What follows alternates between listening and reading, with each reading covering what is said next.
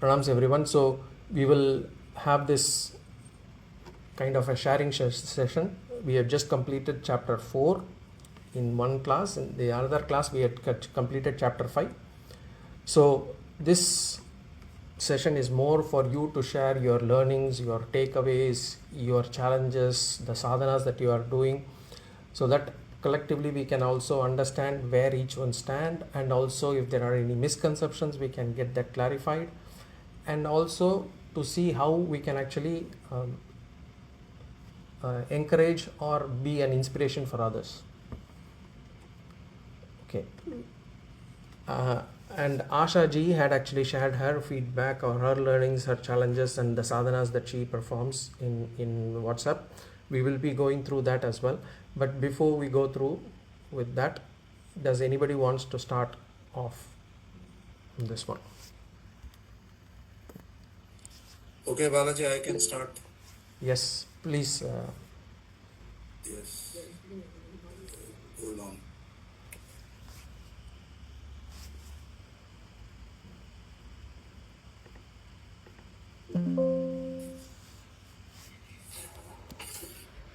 I'll just go through your teachings basically. I'll share about karma, sadhana, and moksha from chapter 4.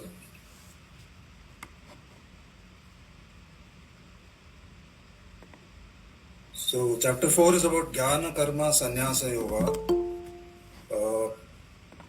Bhagavan imparted this eternal knowledge of dharma and adharma to Surya, who passed it to Manu, and who in turn passed it to Ikshavaku. Due to long passage of time, the ancient wisdom was lost. Bhagavan invokes the same knowledge for the sincere and trustworthy Arjuna in the Gita, a knowledge that should be appreciated and valued. Bhagavan imparts this knowledge to Arjuna as he asked for it. Then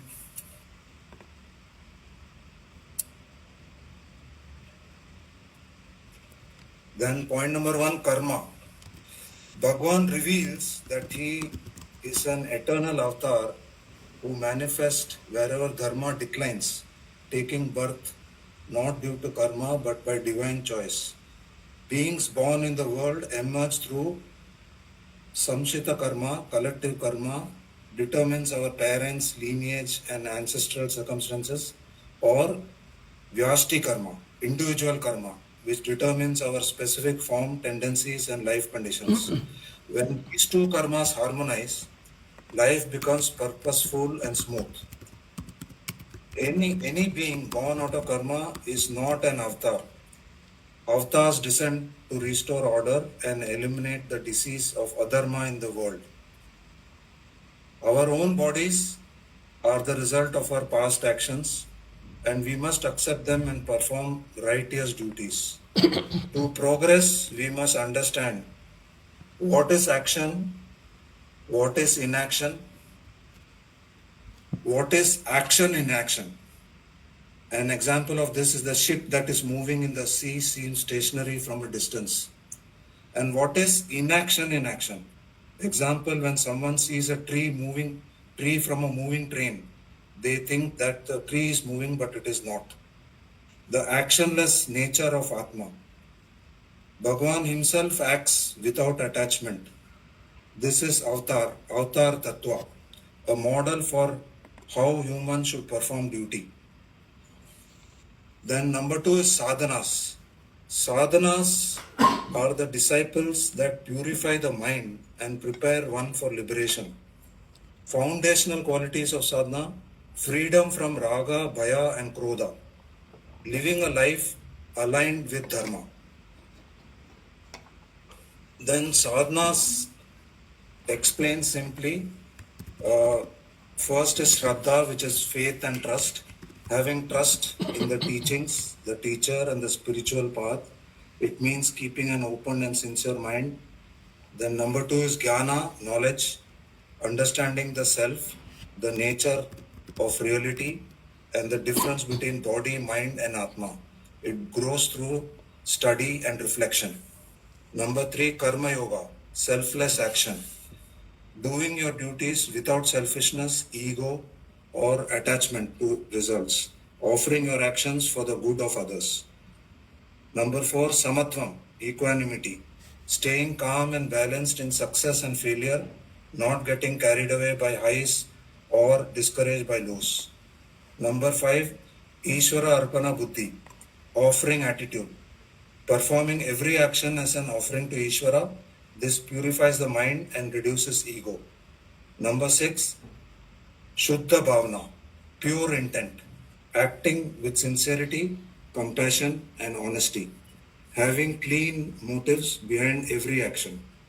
Number 7, Antaryagna, inner worship, transforming your daily actions into a form of internal worship, cultivating gratitude, discipline, and humility.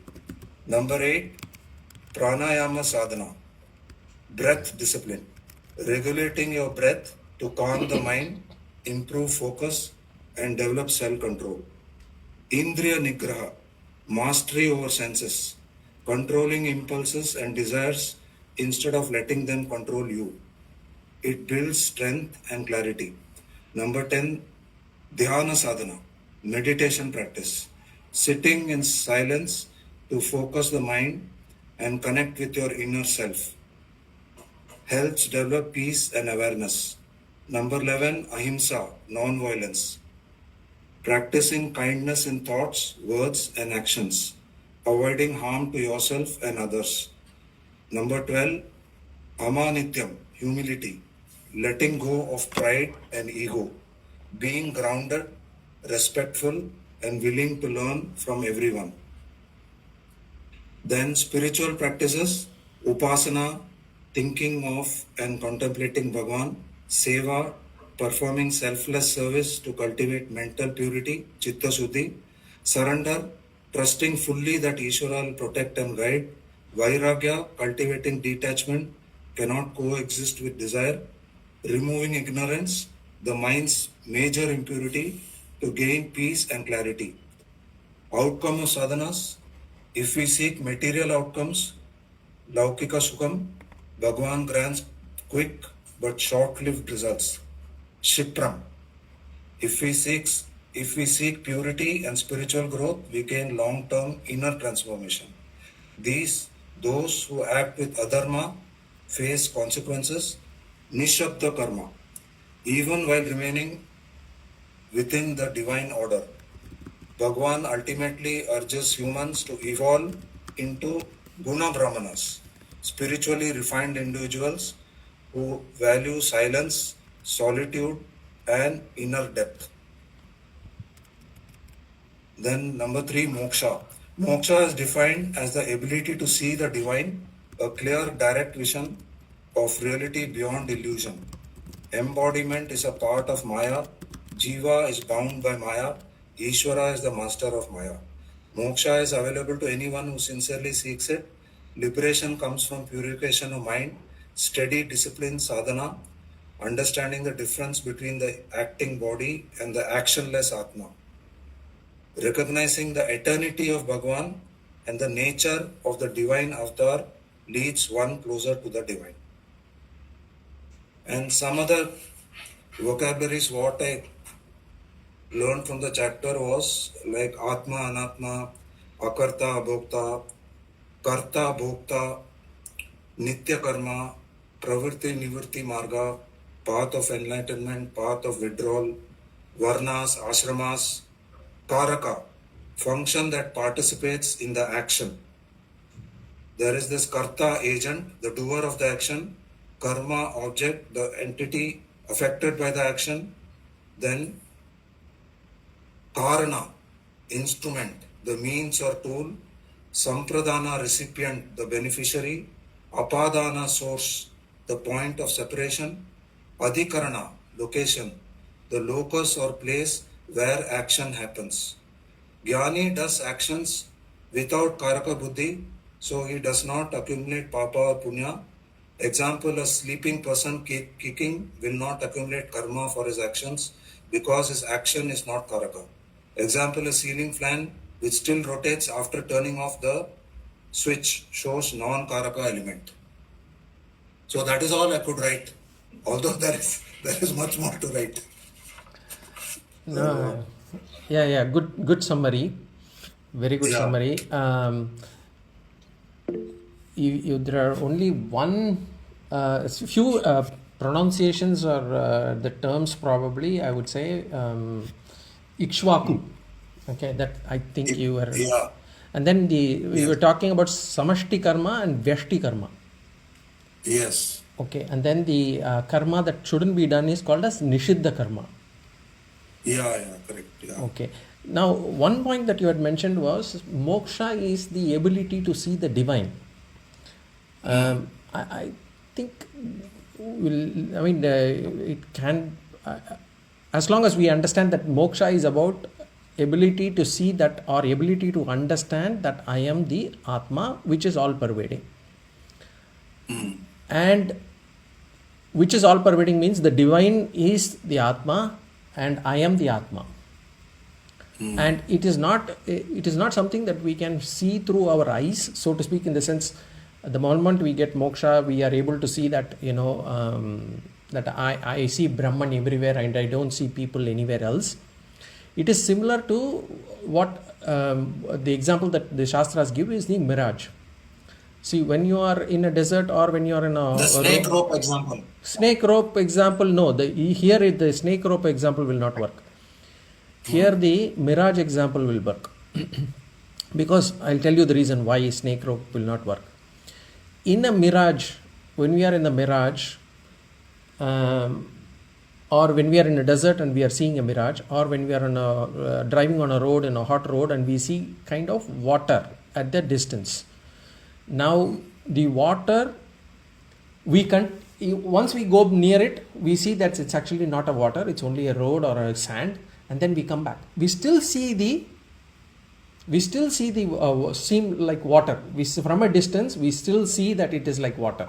From a distance, we still see as if there is a water somewhere, but we know that it is not water, it is only sand. So in the same way, I'll continue to see the world as what it is now, with people, humans, plants, animals and everything. But only thing, I will have the cognitive ability to understand that this is all Brahman. I will not be able to see only Brahman everywhere, one single light everywhere. It is not that kind of a image that I will get. Why the snake rope example will not work? Because initially I see the snake, I get fear. And then once I grow close to it and I realize that it is actually rope, I come back, I don't see the snake anymore. I'll be able to see only the rope. Because now that my cognitive ability to see the snake will go away. So the snake rope example cannot be used here. Okay. Just... Right. Yeah. So Guruji, what you're actually saying is the differences between seeing and realizing. Correct. So I'll continue seeing the mirage. Yes. But I'll realize that it is not there. Absolutely. Well put. Yeah.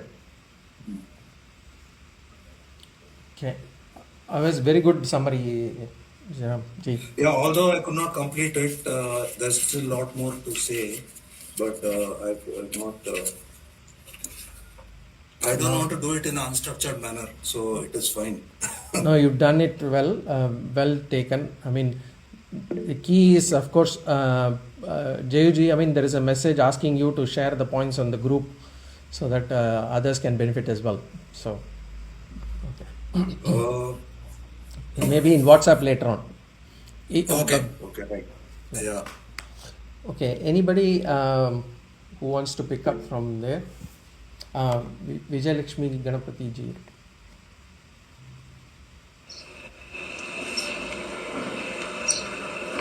Pranams Guruji, pranams everyone. Om Ajnanatimirantasya Jnananjanashalakaya Sakshurunmilitam Yena Tasmai Shri Gurave Namaha. Today I am going to share my understanding about the 4th chapter of Bhagavad Gita. In the 4th chapter, Bhagavan gives the knowledge about Jnana Karma Sannyasa Yoga to Arjuna. Bhagavan, in the initial 3 slokas, glorifies Atma Jnana and Karma Yoga. he reveals to Arjuna that this eternal knowledge is imparted by him through an ancient parampara starting from Surya, the sun god, and to those coming in the disciplic succession. Bhagavan gives his Avadara Tattva to Arjuna to remove his ignorance, and in the process, Arjuna's doubts get clarified. In the 5 to 8 slokas, Bhagavan reveals to Arjuna that he is an Avadara. Avadara is a body taken by Ishvara by keeping control of Maya. The 7th and 8th slokas, Yada yada hi dharmasya glanirvavati bharata abhyuttanam adharmasya tadatmanam srijamyaham paridhranaya sadhunam vinachaya chadushkritam dharma samsthavanataya Sambhavami yuge yuge. Ishvara incarnates whenever there is a decline in dharma. The incarnation is to protect dharma and to destroy adharma. Dharma is protected by protecting the people who follow it. And in the 9th and 10th slokas, Bhagavan is saying, Janma karma cha me divyam evam yo veti tattvataha tyaktva deham punarjanmam naiti mameti so Arjuna. Vitaraga bayak krodha manmaya mamupashritaha bahavo jnana tapasa puda madbhava magataha. In the 9th sloka, Bhagavan gives the goal of our life, which is self-realization. Realization of self, Ishvara and Brahman are one and the same. One who knows the divine birth and actions of Ishvara Tattva, which are Divyam, will not take birth again but gets moksha, that is, attains Ishvara. He is also Ishvara Swarupa and gets Ishvara Aikyam, that is, Brahma Nirvana. By following Dharmika Jivanam, we will be freed from Raga, Bhaya and Krodha. With full faith and belief in Ishvara, our impurities and ignorance of mind are removed. By his Jnana Tapasa, that is Shravanam, Mananam and Nididhyasanam, the Jiva attains Ishvara Swarupa. In Sloka 11 to 15, Ishvara rewards all according to their desire. He has no Raga Dvesha. If we want to get immediate results by following simple sadhanas, we will not get moksha, because getting moksha is not easy. For that, we have to purify our mind by karma yoga, study and listen to shastras. Krishna explains the fourfold varnas which are based on guna and karma. Though he is the creator of this system, he is not the doer, because he is Saguna Nirguna Swarupa, that is Brahma Swarupam. When he is Maya Swarupam, he does everything because he is Avneyam, that is changeless. In slokas 16 to 24, Bhagavan gives the central teaching of Jnana Karma Sannyasa. The subtle distinction between karma and akarma is explained here. Atma is formless, changeless and actionless, nishkriyaka. The body is doing every action. The body's actions are superimposed on Atma. Actions happen in body and mind are wrongly understood to be of the Atmas. This misconception is the cause of our sorrow. Atma is akarta and abhokta. The body mind alone performs action. Who knows this is Buddhiman. This is stated in the sloka, Karmanya karmayaha pashyeta karmani cha karmayaha. Sa buddhiman manushyeshu sa yuktaka kritsna karmakrit. Since Jnani is no different from Atma. Jnani's karmas are all akarmas. His actions will not bind him, even if he is engaged in all sorts of activities. Jnani knows he is the Atma, and his actions are devoid of desires which have been burnt away by the fire of wisdom. Thus, a Jnani alone is capable of doing Jnana Karma Sannyasa. And in the slokas 25 to 33, the 12 supporting sadhanas or yajnas which lead us to moksha are given by Bhagavan.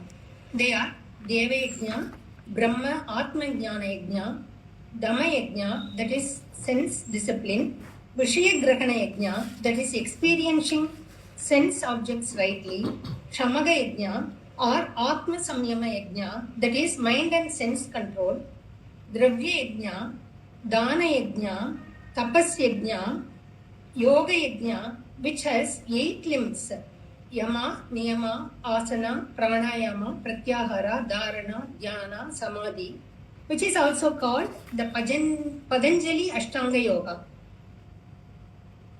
And Swadhyaya Yajna, that is memorization of a text. The memorization of text helps in understanding the meaning of it and makes it easy to get the jnana. And jnana yajna related to shravanam and mananam, pranayama and agara niyama yajna. All the sadhanas are to be done to get jnana, which alone can give moksha. Thus, Bhagavan is giving the essence of all Upanishads. Through Bhagavad Gita, Bhagavan is bringing out the Vedic wisdom and reviving the Vedic tradition. One should progress step by step in sadhanas without discouragement. All sadhanas are meant for jnana. Sadhana is a means and not a goal. All sadhanas help us to purify our mind. But of all, Atma Jnana Yajna is the supreme.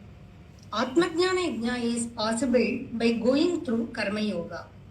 All sadhanas will give temporary benefits only, but Atma Jnana sadhana gives permanent benefit, that is moksha, by removing our ahankara and ajnana. Slogan number 34. Tadvidya pranipadena pariprashnena sevaya upatekshanti te jnanam jnaninas tattvadarshinaga. This sloga says about Guru Upasadana. That is, knowledge must be gained from a Guru who is Stotriya Brahmanishta. Stotriya Guru is the Uttama Guru, one who has learned Shastras properly and through tradition, following the parampara. Such a Guru should be selected by us. From that Guru, Shishya has to seek knowledge with humility and service. Shraddha is the bridge to build a Guru-Shishya relationship. Shishya with humility should do seva to Guru and should ask questions in a right manner. That is Jignasu.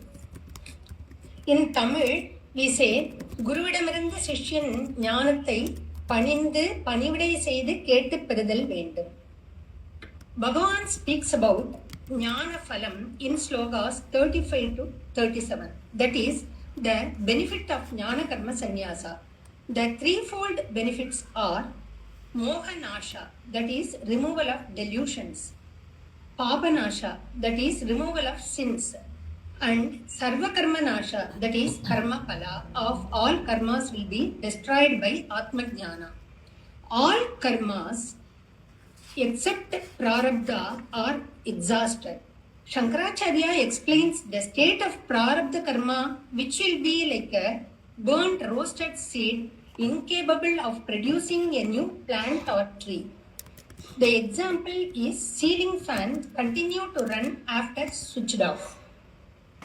And in sloka 38 says about the glory of jnana, that is jnana mahima. The cause of all our sorrow is ignorance, that is ajnana. The ignorance is due to ahankara, by which we do karma and accumulate papa and punya. This ignorance is removed by jnana. So jnanam paramam pavitram. That is, jnana is the highest purifier. Slokas 39 to 42 deals with essential values to attain jnana. Shraddhavan lapate jnanam tatparaga samyadendriyaga jnanam labdva param shantim achirena vigacchati. To attain jnana, we should have shraddha, total commitment tatparaga, and sense control, that is indriya niyamaga, along with shravana, manana and nididhyasana. That attained knowledge gives us supreme peace, shanti and bliss in our mind immediately. Sloka 40. Bhagavan says, we must not possess the three doshas, which are ignorance, ajnanam, faithlessness, ashraddhadana, doubting mind, shamshayatma.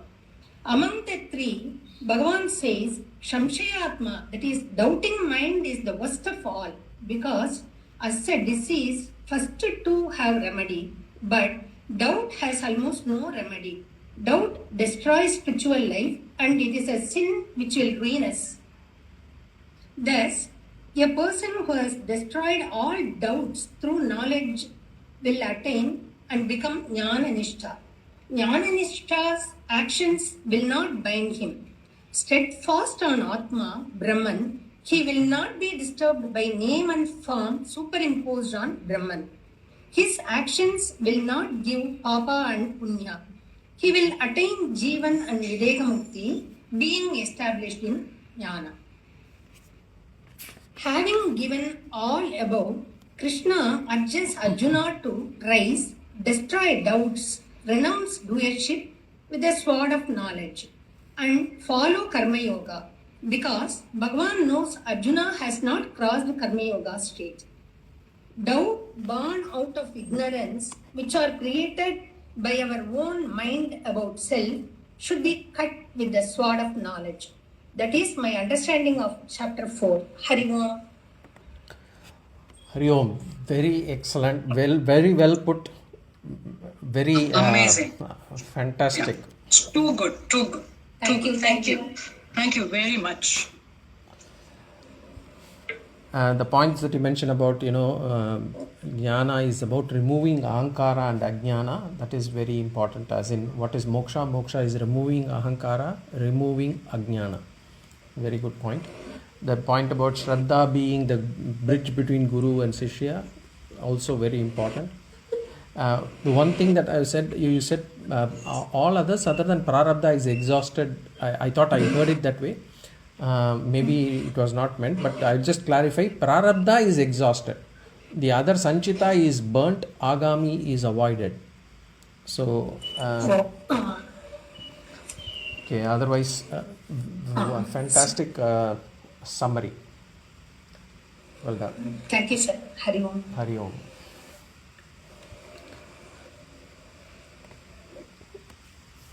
Who would like to go next? Remember, it's not necessary that you need to do summary. You can also share your learnings from here, just like Asha ji had done on the group. If you have the summary, yes, but even if you want to share some learnings or challenges or the sadhanas that you are performing, doing, or doubts, clarifications, you can feel free to do it now.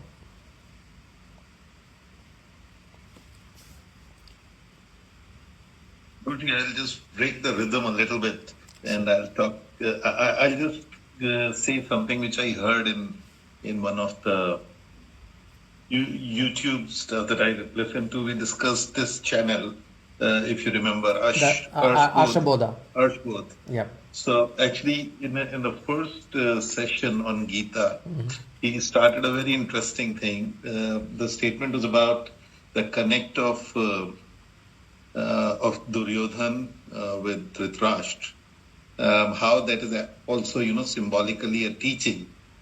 And he says Dhritarashtra, who's blind, and blindness is basically symbolizing ignorance. and ignorance gives birth to adharma, which was, I think, such a beautiful symbolic thought right in the opening, right? So it was brilliant, and I thought I'll just mention this over here. I think it's extremely important for us to target ignorance for this reason and this reason alone. Fantastic. Well, yeah. It is very nicely put. The relationship between Dhritarashtra and Duryodhana. That's nice.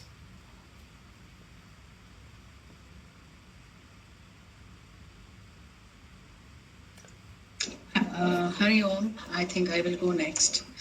I had my version of the summary of the chapter, but I think I will now just mention some points that are striking for me. And Yeah, please go ahead. Individual karma or vyashti karma is the reason for the type of body we take. This has been given for us to exhaust our papa and punya. Therefore, my body is because of my karma phala. Therefore, no complaints. That is one thing that I remember writing. Bhagwan is a Kshama Murti. He will not give us anything that we can't handle. And it will always be for our own good, although we don't see it. That's another point. Benefits of knowledge is permanent. Moksha seeking may take many, many janmas. However, the very first step towards will be to change your character. That is one of the most difficult things to do. Mind cannot be quietened without thoughts ever. Therefore, my peace and happiness is not dependent on my body. Is not dependent on my body, my mind, and external occurrences. So my mind cannot be quiet, and there are times when we think that we sit quiet without any thoughts. That is not possible. So therefore, I think we should be very conscious about what we are taking in. Seeing everything as Brahman. So people whom you are not so comfortable with, and whatever is happening around you, always see the all-pervading God, so that you don't develop any resentment and negative thoughts towards that person. I hold the key to my happiness and sorrow, realizing that I hold the key to my happiness and sorrow. Then cultivate every action as a sadhana, having a sankalpam in mind, offering all actions to Ishvara, so that Ishvara Arpana Bhuti comes along. As long as you have ahankara, you cannot even reach near moksha. So be conscious about the ahankara part. If we control breath, our physical body and mind can be controlled. So practicing pranayama. We are ignorant. That ignorance is the cause of, I said, my sorrow or our sorrow. We are ignorant that ignorance is the cause of our sorrow. So we need jnana. This knowledge that purifies us is prepared only through yoga. A well-prepared mind through karma yoga and bhakti yoga and one-pointedness receives this jnana. I have consciously started working on my ahankara, keeping it in check always, and then whenever some nice, compliments come my way, say it is because of Bhagavan and things like that. I also consciously working on my senses, especially what is getting into my head, so that what I read, what I listen, and the content that I consume. Therefore, and even if without my knowledge, that somebody says certain things, I also, at the end of the day, reflect on it and say, okay, this is done for the day and I'm not going to take it beyond today. And then doing pranayama, I'm increasing the duration. I am not so regular with it yet, but working very hard, and therefore develop a habit of a kind of a quietness in the head. And this is what I had to say. I had also written summary of the chapter, but that is okay. I think Vijayalakshmi Ganpati did a fantastic job. Hari Om. Thank you. Hari Om. Thanks. Good pointers, actually, those pointers. I mean, again, those pointers, those first few pointers, if you can share it in the group, it will be helpful, I think. I will. I will. Yeah. Hari Om, Balaji. Thank you. Can I go next? Yes, Ashish ji. So just to actually what I mentioned earlier, I think it's summarized in the last shloka from chapter 4 as well. Tasmad ajnana sambhutam ritstam jnana sinatmana chitvanam sanchayam yogam atishtottishta bharat, which also means the same thing kind of. It says that it is important for us to actually get the doubts that reside deep in our heart out of the way through the route or through the path of knowledge, because only that kind of gives us the ability to stand up and fight in the context of that war. But in the context of our lives, that is what gives us the ability to stand firm in the face of difficulties and maintain our journey on the path of realization. So what I wanted to highlight, I think, I think last time also when we discussed, I focused on the challenges that are there in our lives, and Asha ji has summarized those challenges very well. But what I wanted to say was, I think we are on the journey. The journey of knowledge is always something that first, we get into it with I don't know if it is an open mind for everyone or not, but for me, it was definitely not. And I just went in to try the process of discovery and see, what is there. Then there was a process of partial realization in terms of, what are the benefits is what I could realize. But thereafter, the process really slowed down for me, to be honest. I think we started this together, Guruji, in 2019, if I remember it right, towards the end, I think. And so it's almost 6 years now. And I think the last couple of years has been a very challenging process of learning for me, because I keep reading through and listening in these discussions and the teachings that you impart, that we need to stay firm on the path of focusing on karma and, taking care of our, or denouncing, I should say, more. But it is such a difficult thing to do on a day-to-day basis that it creates it sows the seeds of doubt. And that's why I was saying that it has been a bit of a curve for me, going up and down on this path, I would say over the last year and a half or maybe 2. I keep disengaging and engaging in this process. So I think I'm in that zone which in any path of learning is where you are doubting things, but it requires me to stay firm. And I think coming back and listening to these sessions, listening to your teachings and some of the questions that my colleagues, the Sahacharyas who are going on this journey with us, their questions also, keep bringing me back on the path. And that is really the biggest value I see in these 2 hours that I spend in back-to-back sessions. I do not remember all the terms, to be honest, but I have absorbed so much about the karma part. I have tried to, inculcate that in as much as I can in this journey. I hope that, my next few months would give me the ability to now get firm in terms of my resolve to continue on this path. So I really look forward to the next few months, become more diligent, disciplined, and positive about this learning. So thank you so much for this opportunity, Guruji, and to all of you for inspiring me to stay here, keeping me committed. Thank you. Thank you, Ashish ji.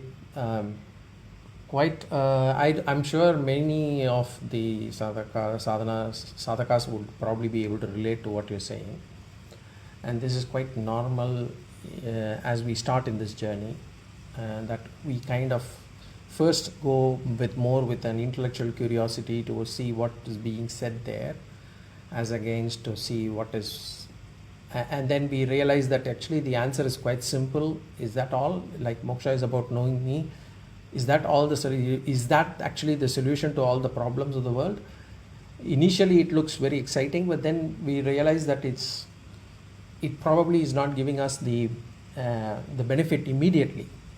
Okay, and sort of, if to understand where we stand and what's the path we should take and how long it's going to take, that being not very clear, so to speak, at that point of time, it's quite possible that we engage and disengage. And then when we start on some sadhanas, there's a possibility that we kind of falter, and then seems to be some guilt coming in, and then there is also this feeling that why am I doing this when all the others who are actually in the materialistic society world trying to enjoy, and they seem to be having fun, whilst I seem to be in this sort of sorry state of guilt and inability to actually progress. And I don't even know whether this actually will give me the happiness that I am looking for, or people seem to be happy even otherwise. So those kind of questions might come up. So I'm sure people will be able to relate to what you said. Now we got this session, this sharing session. I think we should actually continue next week. Before the next speaker talks about, maybe what I will do is I will probably bring out certain foundational principles of Vedanta. Now these are a kind of pointers for us. Foundation principles or tenets, we can say. This is to make sure that we understand the teaching easier. I mean, this Bhagavad Gita, we have so many things. I'm going to now, the entire Vedanta, we'll try to structure it as points. What are the key points that we need to know? So that the path does not become heavy, the path does not become burdensome, and also we do not swing to the extremes in terms of, reject the world completely, or feel guilty about not doing what we are supposed to do, or feel confused about whether we are in this path, whether this is the right path. So there are certain basic tenets. So we will go through them, and if possible, I would suggest you to take note of these points. If you keep, it's important that you actually, whenever you're in a state of doubt, you come back and read through these points so that you really understand, okay, does it relate? Am I in the correct path? Is this what has been said? So we don't get confused. So if I can go, the first one we have to understand is Vedanta or the Shastras. It is a pramana, as in it is a means of knowledge. It is a means of knowledge, which means it is not about believing itself. It is the means of knowledge. Will I say, for example, when my eye shows the form and color. My eyes are pramana for me, means of knowledge for me, instruments of knowledge for me. I cannot validate what I see through the eyes by another pramana. I cannot say, for example, I can't believe the eyes. I will take my ears to validate whether it is green or purple or orange. No, I cannot do that. My eyes are the pramana. Similarly, what we have to understand is the Vedanta or the Shastras are our pramana, means of knowledge. We cannot validate that through scientific means or through another pratyaksha pramana, anumana pramana. We cannot do that. Anupalapdi, that we cannot do that. And what is the pramana? So what is the means of knowledge? Means of knowledge means, what is the knowledge that it is going to teach? It is not going to teach us science, it is not going to teach us history, it is not going to teach us color, it is not going to teach us the sound. What it is going to teach us? The knowledge is our real nature. So Vedanta is the means to understand or know what is my real nature. And what does it say? It says, what you think right now is not true. That is not true. As in, I think myself, I take myself to be this body and mind. No. Vedanta says, Shastra says, no, that's wrong.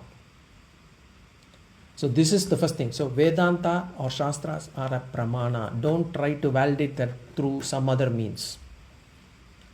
And what does it teach? It teaches us our true nature. It is like to say to the wave in the ocean that, wave, you are not different from the ocean, you are just water. You have been the water, you will be the water, you are always the water.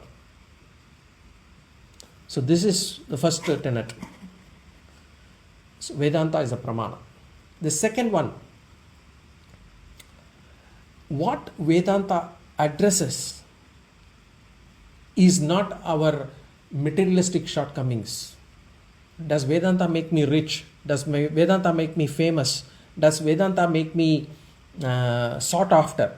Does Vedanta make me extend my life? Does Vedanta give me good health? No.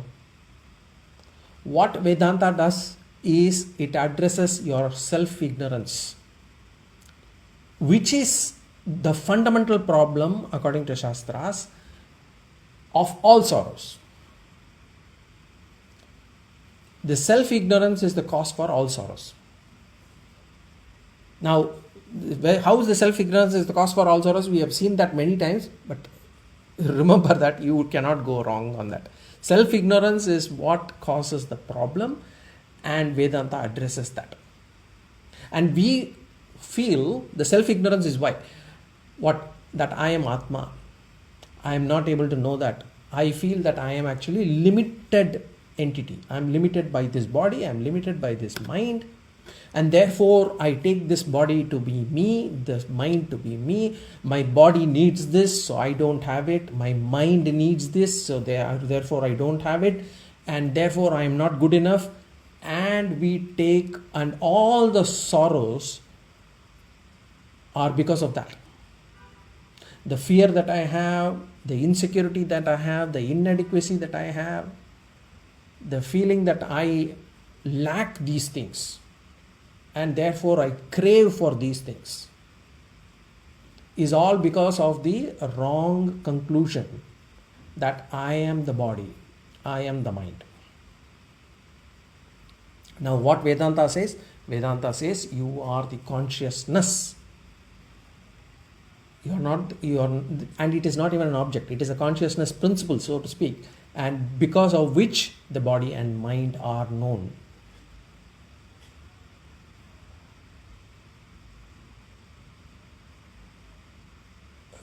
The thoughts keep coming and going. The real I is the one who knows that the thoughts keep coming and going. It's not the thought myself. But what we do, the thought comes, I lack this. The mind says the body lacks this, or the mind says the mind itself lacks this, or the thought comes in says that your body needs comfort. Or then I say, okay, I need comfort. The mind comes back and says your mind needs love. Okay, then I need love. The mind comes back and says you don't know this particular language, which means actually the intellect doesn't know this. Then what happens? I take everything to be I. So I lack comfort, I lack love, I lack that knowledge. But what is I really? The I really is the witness principle that knows that these thoughts are coming and going. Now to reach that state is going to be difficult. And anyway, we'll go through one by one. So this is the second tenet. The first one is Vedanta is our Shastras, is our Pramana. The second one is what Vedanta tries to address is the self-ignorance part, which is the fundamental cause for all human sufferings or all our sufferings. That's the second. Now the third point is Brahman, which is that limitless reality that we talk about in chapter 2, 12 to 24, and Atma, which is again the same thing, which is 12 to 24. In fact, 12 to 24 spoke about Atma. They are one and the same. The wave and ocean are nothing but water. The space inside the pot and the space outside the pot are one and the same. The pot is within space. The body is within Brahman.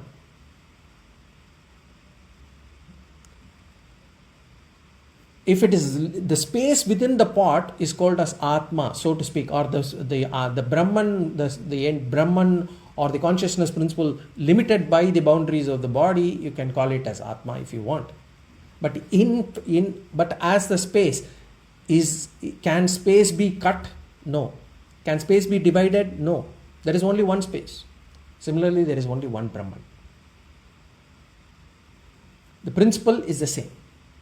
Electricity in a bulb or electricity in a heater, they look different because they seem to be performing different functions, but the electricity is the same. Similarly, my body is different, another body is different, your body is different. We seem to be doing different things, but the consciousness is one. This is the third important teaching or understanding that we should have. Tattvam asi, that thou art. But again, this seems very difficult to understand, very difficult to accept. That is because our mind is not prepared. We will come to the mind preparation later on. But this is the third important tenet, that Brahman and Atma are one and the same. And Brahman is real. So next, the fourth point is that Jagat is Mithya.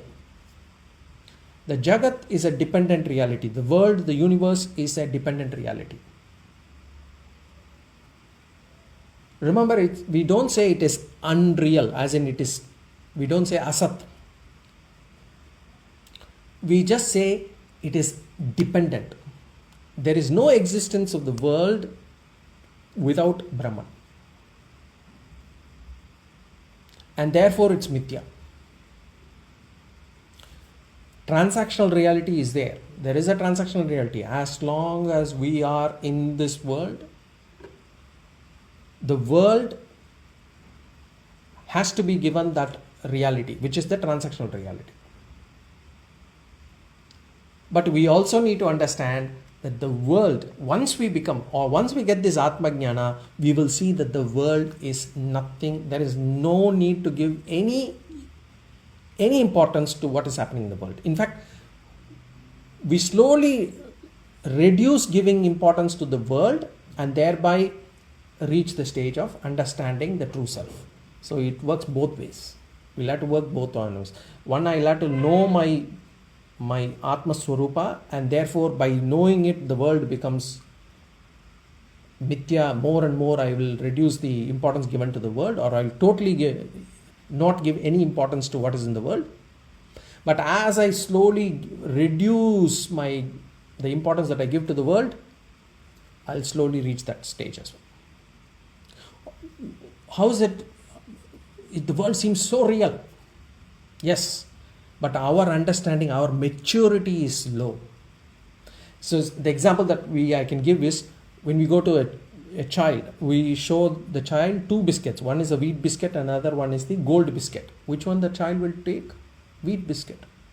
Because he thinks that is more valuable.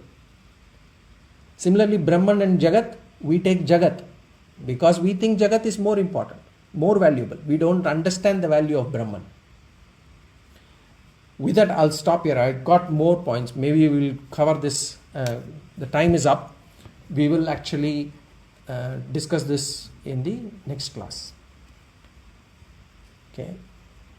Om पूर्णमदः पूर्णमिदं पूर्णात् पूर्णमुदच्यते पूर्णस्य पूर्णमादाय पूर्णमेवावशिष्यते ओम शांति शांति शांति हरि ओम श्री गुरुभ्यो नमः हरि ओम Hari Om. Harihi Om, Sri Gurubhyo Namaha. Amazing. Hari. Hari Om.